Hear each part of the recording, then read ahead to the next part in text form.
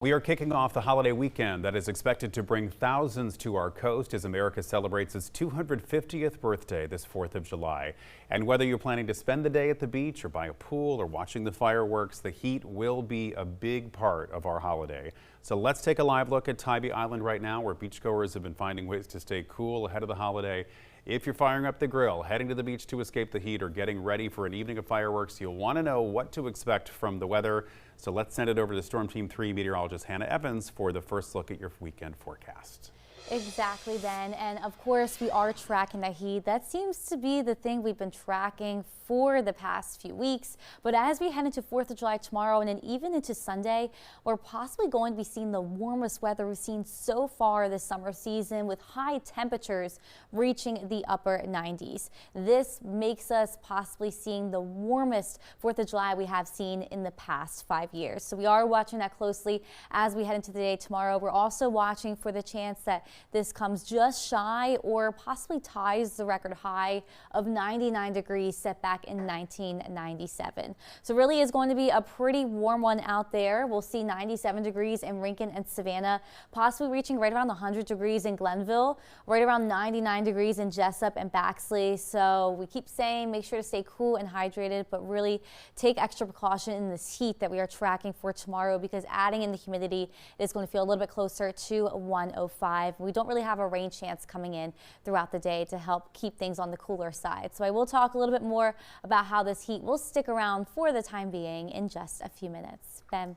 Hannah, thank you. We'll see you then. With thousands expected to spend some time outside for America's 250th birthday celebrations, knowing the signs of heat-related illness could help keep you safe. WSAV's Tyler Nicole shows us how local families are staying cool and what doctors say you should do before heading out. Temperatures are expected to reach into the high 90s this holiday weekend, so splash pads just like the one behind me, cooling centers and pools are open all weekend long to help keep everyone safe and comfortable as they celebrate America turning 250 years old. It felt good. It was nice and cold. Heat illness and exhaustion are the biggest things to watch out for this holiday weekend. The heat is very concerning to us, especially when we have these heat waves. When you have 100-degree heat, and actually in certain elements it can get even higher, you got to be really careful. Make sure you know the concerns and the causes of the heat illness. Experts say drink plenty of electrolytes along with your regular water. Stay in the shade and take advantage of bodies of water to keep cool, like splash pads and pools. The most important tip: listen to your body and know when to call it quits. We recommend no alcohol. We recommend no caffeine. Those things will actually act as diuretics and cause you to urinate out more than you take in. So with that, we want to make sure you have the balanced electrolyte solution. When you start getting nausea, vomiting, weakness, dizziness, excessive sweating, then you start worrying about heat exhaustion. That's when you know it's time to get out of the heat and get inside. And if you don't listen to your body, the outcome could be even worse. If you do not do that and you continue, sometimes you'll get elevated fevers, you'll get altered mental status, and that'll turn into a heat stroke, and that can literally kill you. Now you can find a full list of all the splash pads, cooling centers, and pools that are open on our website, WSAV.com, as well as the times that they are open from. Tyler Nicole, WSAV News 3, on your side. And if you're planning to light up the sky with fireworks, safety should come first. We're taking a look back at a demonstration from Burton Fire District officials showing how quickly things can go wrong and the simple steps that can help keep your celebration safe. Fireworks are not designed to interact with human beings. That's why we used mannequins provided by Belk and looked to the experts from the Burton Fire Department to show just how dangerous these explosives can be.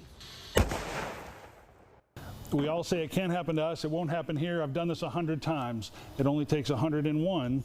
That one can make the difference between life, death, trip to the hospital. Make sure you know exactly what they're going to do, how they're going to ignite, how they're going to react once ignited.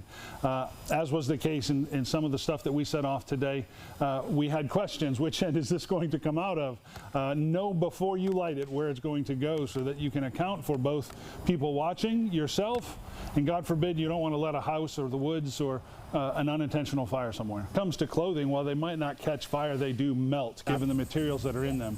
And when that stuff melts, it attaches itself to skin that doesn't like warm temperatures or superheated temperatures, as fireworks can often provide. Some fireworks don't light off, also known as duds. To that capacity, the manufacturers tell us, leave it alone for 5 minutes. Don't approach it. Absolutely do not relight it. Douse it with water before you do touch it. Make sure you have a gloved hand to touch it, and then put it in a bucket of water and leave it there for at least 24 hours before disposing of it. Every opportunity, every step you need to take to ensure that nobody comes in contact with an exploding shell, a sparkler, or any of that nature. Whether they go up, whether they fall down, whether they fall over, all the rest. Take a moment for safety in all that you do the entire weekend. And the party is already underway tonight right now in Bluffton with live music, food, games, and family activities, all leading up to tonight's fireworks show over the May River.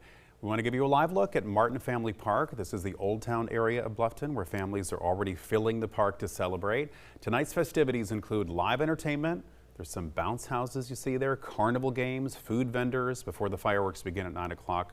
If you've never been there, there's also a lot of restaurants and shops in this area as well. So officials also want to remind everyone that personal fireworks are illegal within Bluffton town limits and say that officers will be patrolling the area throughout the night to keep the celebrating safe. Thousands are expected to fill Savannah's riverfront tomorrow as well for one of the largest fireworks displays in our area. The celebration begins at 6 with live entertainment across 3 waterfront locations, the Riverfront Plaza, Eastern Wharf, and Plant Riverside. The night will end with a 20-minute fireworks show set to patriotic music beginning at 9:30 from a barge in the Savannah River. If you're looking to avoid some of the largest crowds, the Savannah Convention Center will also offer public fireworks viewing with parking available for $30 per vehicle. That's on Hutchinson Island across from downtown. So while many families will be spending the holiday weekend on the water, making sure your boat is ready to go is just as important as your plans. Before you head out, South Carolina Natural Resources officers are reminding boaters to double check their safety equipment and to make sure they're following the law. WSAV's Danielle Ruddy reports. It's important to stay safe this weekend, and that includes on the waterways. Today, the South Carolina Department of Natural Resources is doing common courtesy boat inspections to keep you safe and without a ticket this weekend. This morning at the Battery Creek Boat Ramp in Port Royal, DNR officers helped boaters make sure they have all the proper safety equipment before heading out.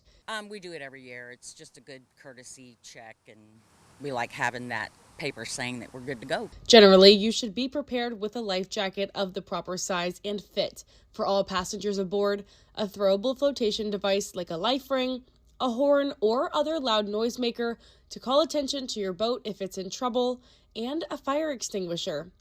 And the biggest thing, be sure to have a sober skipper and operational navigation lights. This is the time where they can stop and chat with me as a law enforcement officer, and we go through all their equipment to make sure they know where it is, they know what they need, and that it's readily accessible. So in the event of an emergency, they can get to it. But once you are on the water, if you are not compliant with having your safety equipment, that is the situation where you could be written a warning or a ticket for not being in compliance with the laws. DNR wants you to know that you are not alone on the waters, and if you are in need of assistance, there will be plenty of officials ready to help.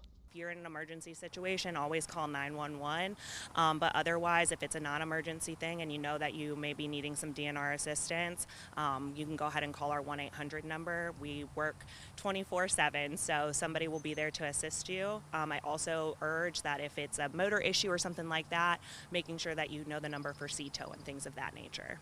If you missed it today, an officer will be out in Lemon Island tomorrow morning from 10 a.m. to 12 to check your boat for all the proper equipment. In Port Royal, I'm Danielle Ruddy, WSAV News 3 on your side. And we have you covered with a full list of downtown road closures, plus where you can go locally to catch the best fireworks displays and holiday events. Go to WSAV.com/America250.